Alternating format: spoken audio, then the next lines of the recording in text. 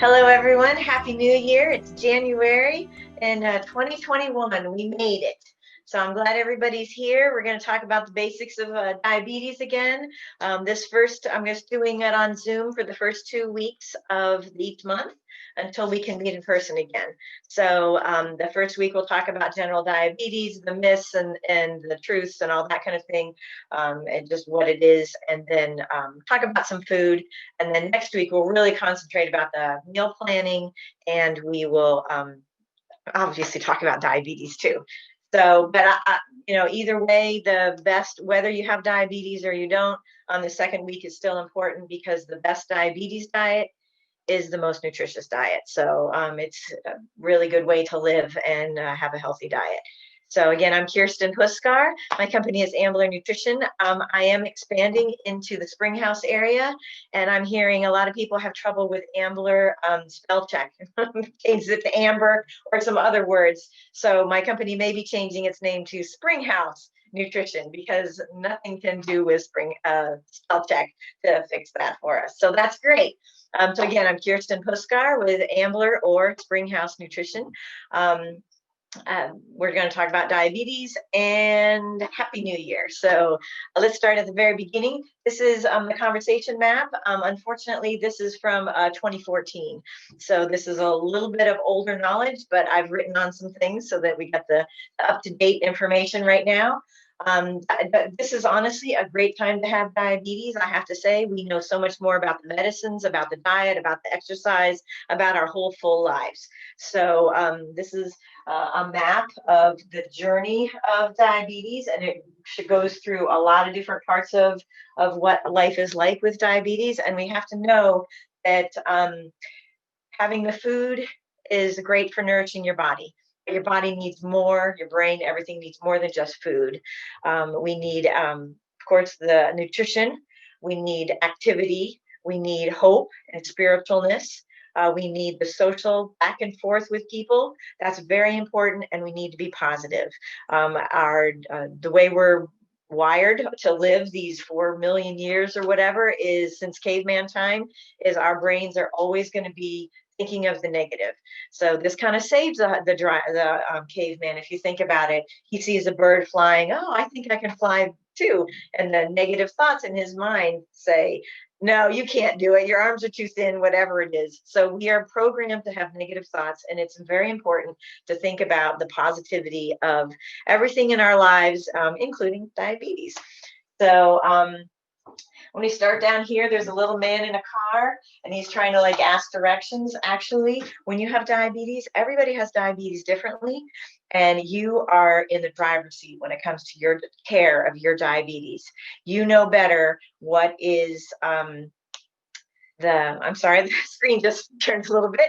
You know better what's going to help you. You know what foods affect you. You know what activities do for you, and all of that kind of thing. So, you are in the driver's seat. If your doctor tells you something and you follow it and it doesn't work for you, call your doctor right away and have him either change the medication or the dosing or whatever it is. But you are in the driver's seat because, like I said, you have diabetes different than anybody else does, and he's just giving you what the directions say and what his experience is. And his experience isn't necessarily the best experience. So we really got to talk to people, that definitely when you have an issue with your doctor, bring it up right away. It's a really good idea when you visit your doctor to have a list of questions. And if you want to see me for nutrition advice, again, amblernutrition.com is my website. And we can set up a time if you have personal information that you want to figure out what's going on with your diabetes. So again, you're in the driver's seat. Over here is a little sign that says no U-turn. That is not necessarily the case, especially with pre-diabetes. We have been able to help people improve their health, improve their pancreas health, and reverse their diabetes. So pre-diabetes is the best time to do it. It has been done with people who've had diabetes longer, but the more complications you have, it's harder going to be to change your diabetes. There's many myths about diabetes and there's many facts. So we got to think about, insulin, and it is not a cure for diabetes. When you have bad symptoms, it does not always mean to take more insulin. We should just talk about what is insulin. there's many different molecules that are in our blood, and they're microscopic. They're the size of an atom. And this molecule can flow from our bloodstream into our cells, not glucose. Glucose is sugar. It's your blood sugar. That is a big molecule, and it cannot make it out of the bloodstream and into the cells. Insulin is like a little key, and it unlocks a door. So if you have some sugar in your bloodstream from eat something, get blood or sugar in our bloodstream, and now the cells are hungry. Insulin comes and the pancreas notices you have high blood sugar in your bloodstream, releases some insulin. Insulin comes, it goes in those little locks, unlocks the doors, and then the sugar can go from your bloodstream into your cells. Your cells are happy. Your blood sugar, they call it your blood sugar, but goes down so that you're in a normal range, and everybody's happy. People with diabetes, their pancreas isn't able to give out insulin, whether they have type 1 diabetes, and their little cells in the pancreas are eaten away by an autoimmune disease. It's pretty horrible. But basically, type 1 diabetes, you have zero insulin. So you have to give yourself insulin with a pen or a syringe, or there's all different kinds of medications now. And people who have type 2 diabetes, they don't necessarily have to give themselves insulin, but they have to do something so their pancreas does give more insulin. There's different kinds of medicines for that. So, and you only need insulin when you have high blood sugar. If you have low blood sugar, you're really hungry and shaky and that type of thing, if you give yourself insulin, you're going to be in worse shape. So just insulin is not a cure for diabetes. Insulin does not cause diabetes complications. If anything, it reduces it because it takes the sugar out of our bloodstream and puts it in our cells. Some other things in my family, whoever has diabetes, I don't want to be near them. I don't want to get it. Well, if it's in your family, chances are it's genetic, and you're going to get it genetically. But you cannot get it from your friends. It is not a contagious disease like the flu or the coronavirus. Some other things we've heard. I got diabetes from eating too much sugar when I was a kid. The pancreas really doesn't have to do much when you have a carbohydrate. All it has to do is give a little insulin. If you have an animal protein like fish or beef or chicken or cheese or eggs, these all come from animals. That animal protein needs to be digested by several different enzymes from the pancreas. So we're finding that people who end up with diabetes, if it's not genetic, it might be from overuse of animal products. Not getting enough vegetables. Here I am, the dietitian, telling you to have some more vegetables. But that is some of the false. The truth is, we have insulin in our bodies, or we give it to ourselves to reduce our blood sugar. The truth is, the sugar molecule is really large, and when our nerves that get fed by capillaries, which are very small little veins, the sugar can ruin those capillaries, especially if it's high blood sugar with high blood pressure. That can really break those capillaries, and then the nerves don't get the nutrition that they need, and they become damaged. So this is how we're saying about insulin does not cause nerve damage, where maybe you have retinopathy, you can't see, or you have amputations from your toes or that kind of thing. That is not due to insulin, that's due to high blood sugar. And if we can get the insulin to release the sugar from the bloodstream, put it in the cells, then you don't have such high blood sugar, and the blood sugar can get into those little capillaries and it can feed all those nerves. It's a whole chain reaction, people. The other thing besides, your vision or your extremities, you could have nerve damage done in your organs. So more centrally located instead of peripheral nerve damage. And that can cause you to have slow emptying in your stomach. It can cause, of course, kidney damage and heart damage and all that kind of thing. It's really the poor circulation from the diabetes that from the blood sugar breaking the capillaries and causing nerve damage and that kind of thing is a situation. So with diabetes, we want to have consistent meals, breakfast at the same time, lunch at the same time, dinner at the same time. We want to eat every 4 to 6 hours. We want to have a variety of foods, not just meat. Meat is not the most important meal of the day. Food of the meal, it is the vegetables. So think about what vegetables you want to have, and you can flavor it with a little bit of meat. Again, we'll talk about protein a little bit, we'll talk about food a little bit later, but Yeah, it's not so much about having excess carbs that blew out your pancreas. It's more the animal proteins. Let's see, what else do we have? We have some facts. Another fact is A1C. Some people wonder what that is. A1C is when your blood cell comes out of your bone marrow, when it's first developed. It doesn't have any sugar on it. It is like a cornflake, let's say. And then it floats around in your sweet blood for 3 months it takes before they die and they get recycled into your spleen. So you got these red blood cells, and every 3 months you go for a test, and it shows how much frosting is on these red blood cells. So if you have 4.5 to 5.5% frosting, then you don't have diabetes. If you have 5.7 to 6.5% frosting on each of these red blood cells, that's prediabetes. And if you have more than 6.5% frosting on your blood cells, your A1C is higher than 6.5%, then that shows that you're going to have diabetes. Some people are very nervous about it, and they were always trying to get it back down to like 5.6 or 5.5. That really isn't necessary. They show, studies are showing, the research is showing that basically an A1C between 6.5 and 7.5 has the same complications. So if your blood sugar is at say 7.0, you're probably not going to have complications that are going to affect your lifestyle or your life later in life. These are good numbers. The older you are, the higher your blood sugar can go without really causing damage. 7.5, you should be fine. But if you're younger, we want to keep your blood sugar around 7 there, because it has a lot longer time to do some damage. So, and by younger, I mean 20s, not your 50s. So that kind of thing. So A1C, some other things. B is blood pressure. Yeah, the higher your blood pressure, the more that high blood sugar is going to damage your capillaries and damage your nerve cells. So we have to think about the A, it's the A1C, the B is a blood pressure, and the C is the cholesterol. So the cholesterol, the big one that we're really looking at is the LDL. The LDL is the sticky one that can cause clumps. So the HDL is a very slippery one. It can take LDL away, and it can smooth out everything so that you don't have LDL cholesterol causing plaques.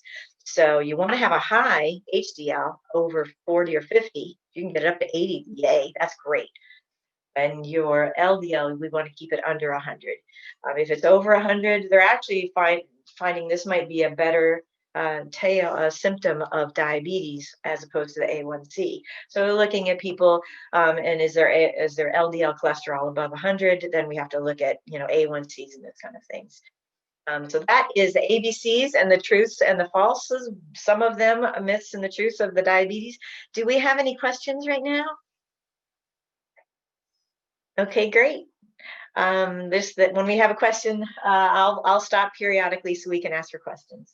Okay, so we're going up with the myths and the facts, and then over here we have somebody pulled over and he's unloading some luggage.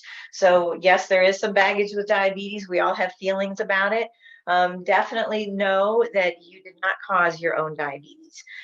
Diabetes is diabetes is caused, really, it's most often like 90% of it is caused by genetics. If you have a really bad diet where you're having a lot of meat in your diet, a lot of meat, like you're only eating, meat, not having any vegetables at all, that could be a trigger for the genetics to kick in and cause diabetes. But don't have guilt as one of your feelings, because it really is not your fault. It's like being born with orange hair. Some people have it and some people don't. So in this United States, there is close to, I had the numbers off the top of my head, but basically it's like 10 or 12% of the United States are documented as having type 2 diabetes. But there is a good many, many more. They're thinking close to a third of the population has it and doesn't know they have it. And this is whether they have pre-diabetes, gestational diabetes, type 1 or type 2 diabetes. Type 1 diabetes, you cannot live very long without something happening. Type 1 diabetes, you have no insulin. So you end up with all your sugar in your bloodstream and your cells are starving. And how that happens, what happens to those people is often they start to digest their muscles and they lose a lot of weight. And their brains, everything is just a real mess. And they end up with often diabetes, ketoacidosis, DKA. And then they find out they have the autoimmune antigen and end up, it's called GAD65, and then they find out they have type 1 diabetes. So they're going to be using insulin every time they eat. There is a group of people who are managing their type 1 diabetes without insulin. It's very, very tricky. You're talking about 95% carb, or it was designed for people with seizures. And of course, my phone is ringing. So we do not want to do the ketogenic diet. That is, it's very close to diabetes, ketoacidosis. So again, this is kind of getting off track, but like I said, with diabetes, there is always the denial. There is always the frustration. These are feelings that we have to feel, and we have to know that, look at the facts and find out what is really going on to get over the denial stage of it. But definitely acknowledge the grief. You're having a change in your life. Any change in our lives always causes different feelings. Fear and anger should not be, don't spend too long on that. Everybody is going to have some fear, and when things change, that's just the way we all are. Same thing with anger. Why did this have to happen to me? Again, always think about the positives. You could have a heart attack. You could have a peanut allergy. You could have all these different things. So having diabetes right now, we have tools to use to balance our blood sugars and live healthy lives and active social lives too. So that's really important. But the biggest thing is think about strength, think about positivity, think about all the different ways that we can manage this disorder. I don't like to call it a disease because it's really just the pancreas having some trouble. So we got to do things that can help our pancreas, and that is less meat and more vegetables. Vegetables are plenty of phytonutrients in them, the different colors, all of this kind of thing is really, really important. So as we go along here, we have this thing that looks like a public library. It's all the different body parts. High blood sugar is the center of it. And we get high blood sugar is reduced by insulin from the pancreas that is formed in the B cells. We also get blood sugar, not just from eating carbohydrates, but also it is stored in our liver and our muscles. So when we get active or we're under stress, the sugar will release from there and go into our bloodstream. In our intestines, we have hormones that help the insulin last longer. Insulin can last 30 seconds or less. So having a DPP-4 or a GLP-1, these different other hormones that the pancreas gives out, they're also in the intestines in the stomach. And also it's a class of medicines too. So these help, reduce the sugar that stays in our bloodstream. Body fat, if you're losing weight, you're going to have more carbohydrates into your bloodstream, and those carbohydrates are the blood glucose. So our fat can store blood sugar.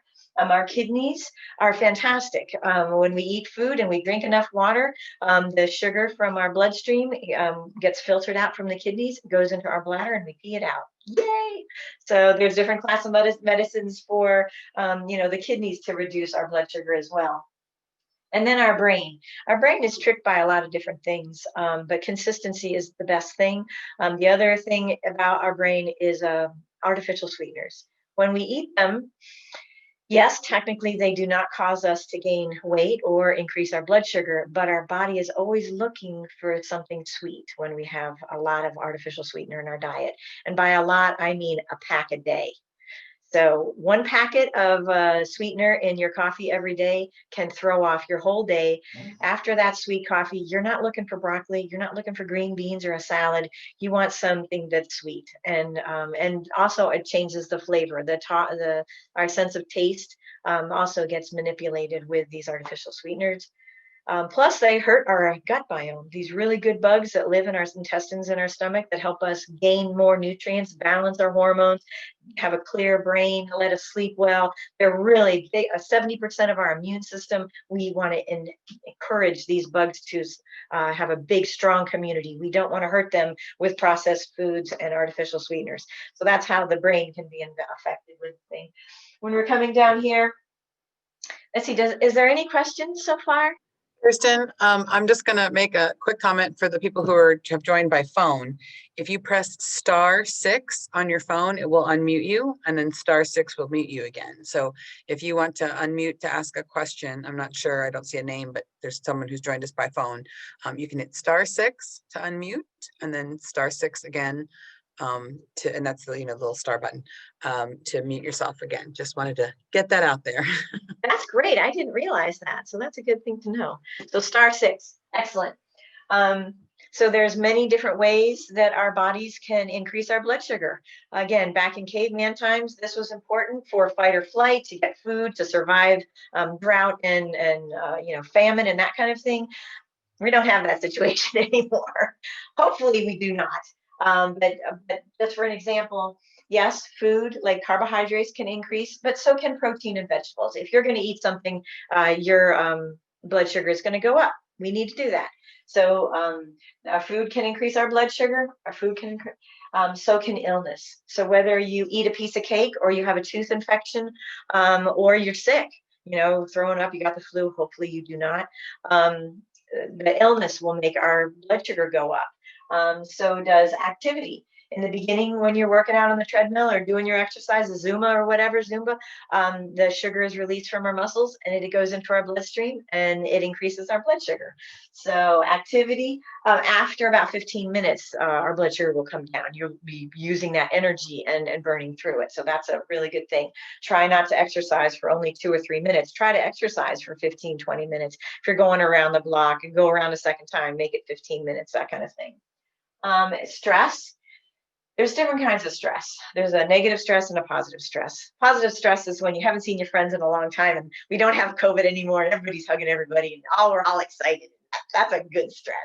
The bad stress is somebody's coming to your house with COVID. You're worried about it. You have anxiety about it. It is affecting your sleep. This causes a high blood sugar. So if you have a negative stress in your life, we need to find ways to resolve that situation. And sometimes it is not resolvable. It is just something that we have to live with. So we have to incorporate activity or other stress relieving activities like meditation, going for a walk, listening to music, breathing exercises, all of these things, grateful prayer, all of these kind of things reduce the effects of the negative stress that we are going to have to live with. But if there's a way that you can resolve it so you don't have negative stress, that is the best thing. Alcohol, yes, alcohol is, the mixers will have carbs in it, beer will have carbs in it, but the alcohol itself is not a carb, it's a toxin. And this toxin goes into our body and it triggers the liver to feel stress. So again, the alcohol in the drink is what causes stress, not, and then the stress causes the blood sugar to go up. But having with Coke, rum and Coke, the Coke is going to be the carbohydrate and the rum is going to be the toxin, and both of those are going to raise your blood sugar. So if you're going to have some alcohol, have it with a meal. This reduces the concentration of the toxin, it dilutes it, and then you don't have such a response for it, and it won't cause so much stress on your body, and your blood sugar won't go up as much. But having alcohol with a meal is really important, and have the meal first. Something with protein, with fiber, with fats, then that alcohol can't get through very well. The same thing with simple carbs. If your grandkids or your children or your nieces or your family is coming over and they're bringing candy or ice cream or something like that, if you can first have something that has protein and fiber and fat, so that could be a piece of cheese on a whole wheat cracker. That could be a salad with some nuts. That could be, again, lunch or dinner before they're coming over to have these sweets. That would be a great thing. And when you're having your dinner, don't have so many carbs because they're going to bring things over that are going to have carbohydrates in them. And that will really help you balance your blood sugar all day long. So alcohol and then medicines, steroids and some cold medicines and different things, they can cause your sugar to go up. So different people have different experiences, but just know, that can be a side effect of medicines.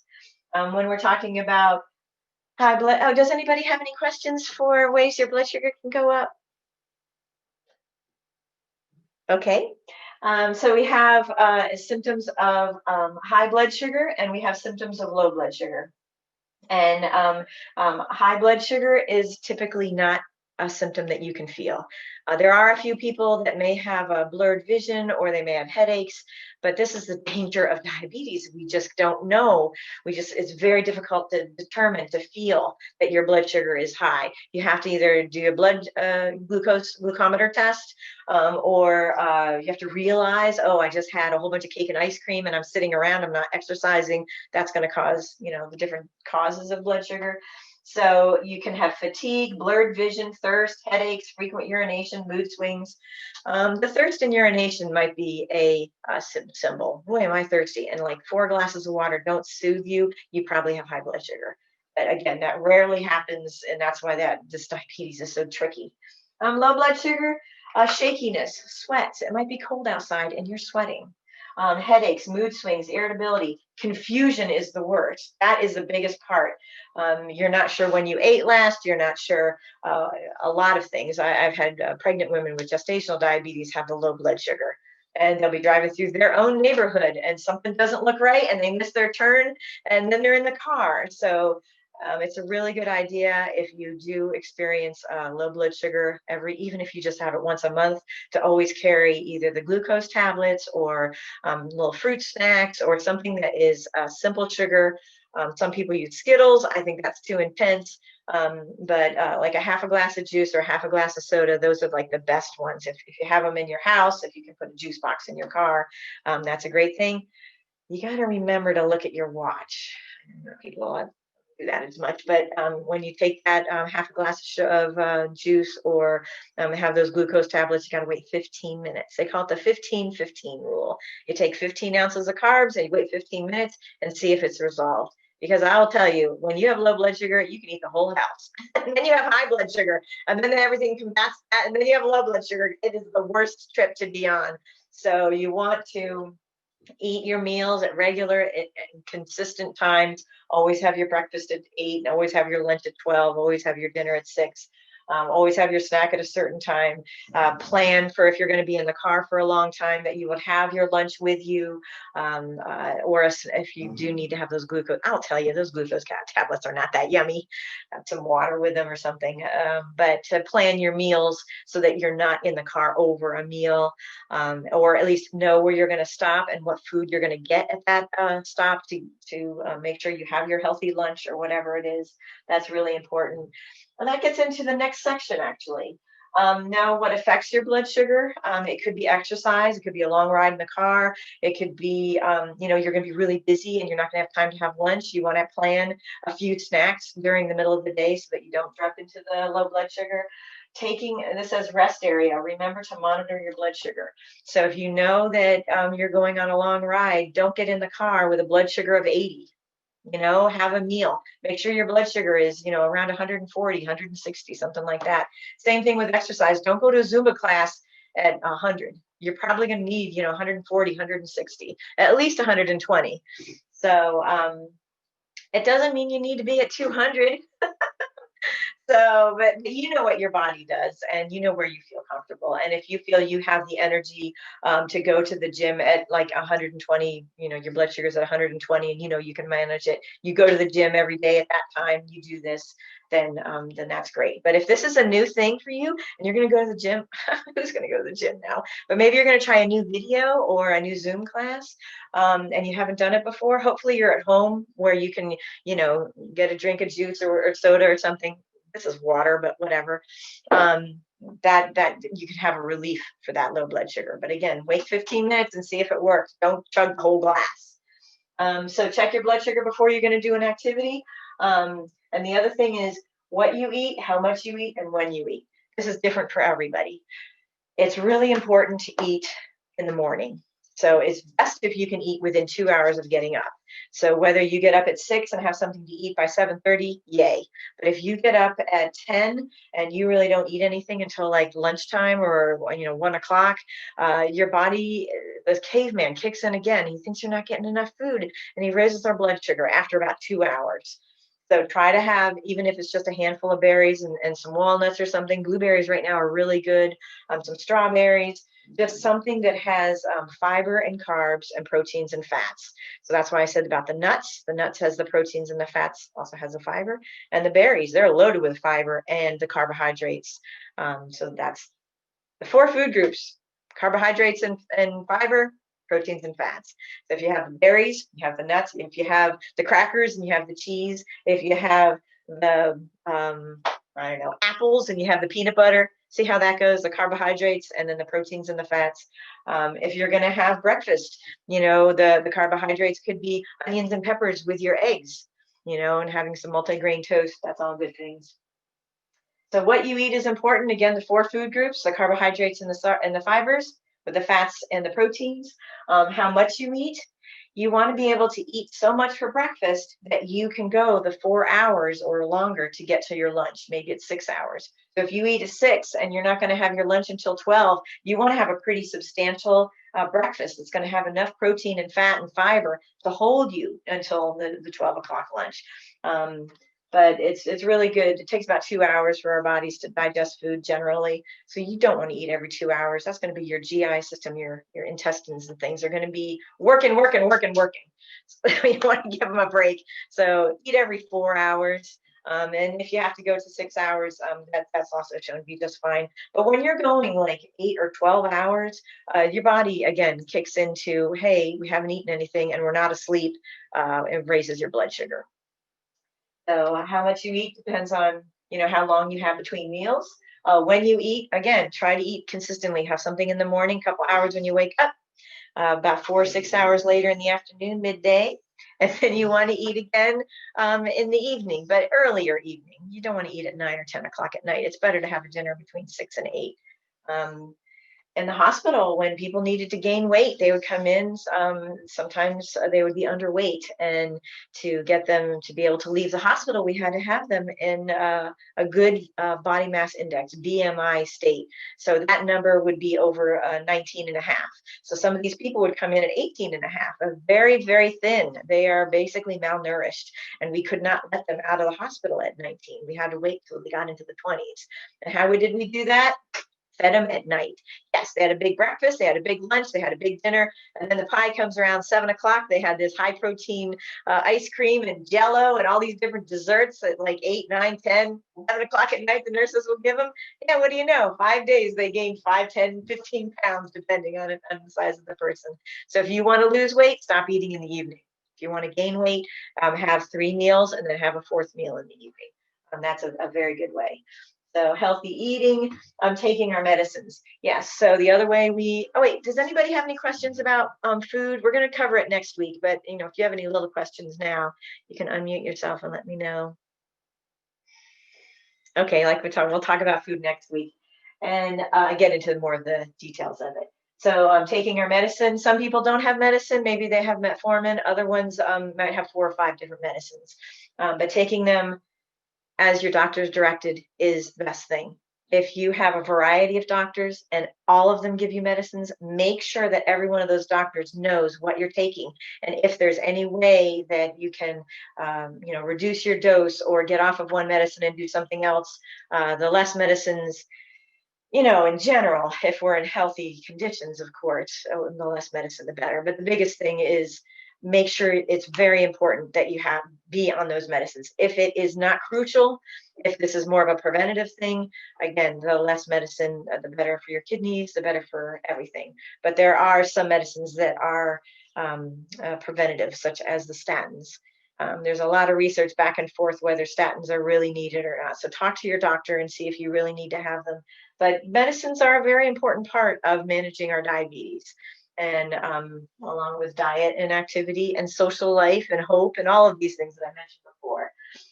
Over here it says, remember to keep healthy, keep active, and take your medicines. And activity doesn't mean go to the gym once a week or twice a week or 4 times a week. Activity means getting out of breath every single day. So whether you anytime you have an errand to do or any part of your regular life that you can walk longer, if you're going to the grocery store, for example, you maybe every day you have some errand that you have to run. If there's some way that we can incorporate more exercise into that errand, that is proven to be a better sense of exercise than going to the gym for an hour twice a week. Yeah, we want to have, it's really great if you can have an hour of exercise 5 times a week. Our lives and our weather and everything often are not able to do that. But if we can incorporate 2 15-minute sessions, 7 days a week, that is really great.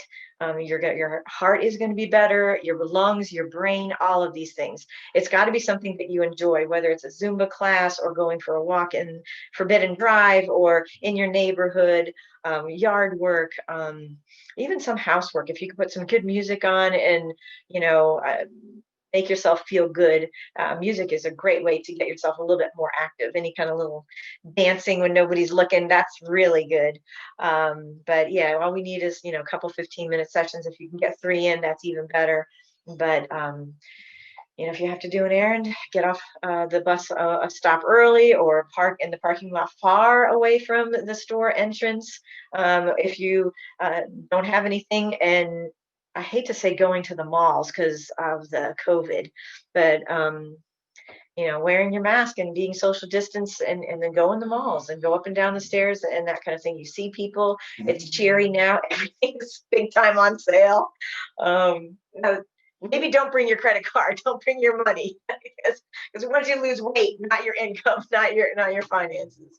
But being active is a big part of balancing our blood sugar, whether you have diabetes or not. And if you do have an injury, I know a bunch of my patients have last summer actually have hurt their knees, and they're not able to go to the Zumba classes or fully. I'm talking about Zumba classes, fully participate. So the YouTube has been amazing. Back in April, it was all like P90X and pump you up and stuff like that. But now there's a lot of dances. There's a lot of chair yoga. There's a lot of chair dancing where you can be very active for 10, 15, 20 minutes and you don't put pressure on your knee or whatever your injury is. There's different ones for your back. I know a bunch of places that were having water aerobics. Now it's closed, but that's always a wonderful thing. Because then you can use your knee because the water causes buoyancy and you don't have the pressure that you would. But definitely keep up with your activity so that your muscles are strong and you don't have injuries. It helps with balance, and the big thing that they're finding with a daily activity, it helps with healing. So because of the good circulation. So if you were sedentary and you had bad blood flow and nerve damage because of high blood sugar, exercise can get blood to those little parts, and then you won't have the poor blood flow, and they can heal.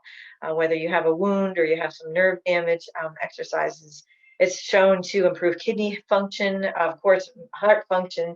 It does really great things for our hearts and things like that. So at this point, talk about the medicines. Remember, keeping active. Your support team is your family, your friends, your healthcare team. Make sure that they know what is important for diabetes. Carbohydrates are a part of our life and our diet, whether you have diabetes or not. And these people who are telling people who have diabetes that they have to have the fake sugar syrup, the fake sugar juice, the fake sugar soda, that is not the truth. We want to have, if you're going to have some juice or soda, you just want to have a half a cup. If you want to dilute it with some seltzer water, that's a great idea. But having only 4 ounces of it, that just works as 15 grams of carbs for that meal. So don't let them tell you can't have the sweets. I would rather see a teaspoon of honey in your herbal tea as opposed to a couple packets of Sweet and Low or something like that. A teaspoon of honey is not going to increase your blood sugar and cause havoc on your body like the artificial sweeteners are. But yeah, if you're going to a celebration, don't feel you need to be left out. Just have less carbs with the meal, and then the carbs of the celebration would be that carb for the meal. but definitely keep in touch with your doctors, keep in touch with your dietitians and your nutritionists and your diabetes educators like me. I am a registered dietitian and I'm a certified diabetes care and education specialist. So I run these diabetes classes. I'm actually going to be putting out a book soon. I have it written. I just got to figure out how to get it published through Amazon. And it's basically the diabetes class. So hopefully that will be coming soon. Again, I'm expanding into Springhouse, Pennsylvania. Right now we're in Ambler, but I'm having trouble with a spell check or autocorrect. So we're going to be calling ourselves Springhouse Nutrition. So either one, it goes to the same exact website if you want to know about it, amblernutrition.com. My phone number is 215-527-4193. I love providing these classes here at Center on the Hill. I hope to be providing classes at other places in this area. And like I said, if you have any personal questions of how you can manage your diabetes better, I would love to take personal time to help you. I'm trying to get as much detailed information into these classes, but it often doesn't apply to everyone. So I'll be curious. I was hoping to have a little more questions at this visit, but hopefully bring your questions for next week. I'll be happy to answer them, whether it's about food or about diabetes or about anything to do with our health. So it was great to see everybody. I'm closing a few minutes early today, but Happy New Year to everyone. And like I said, this is a great time to have diabetes, and I hope to see you again next week. We're going to do it again from 12 to 1 on Zoom, and I wish everyone all the best. Have a great day.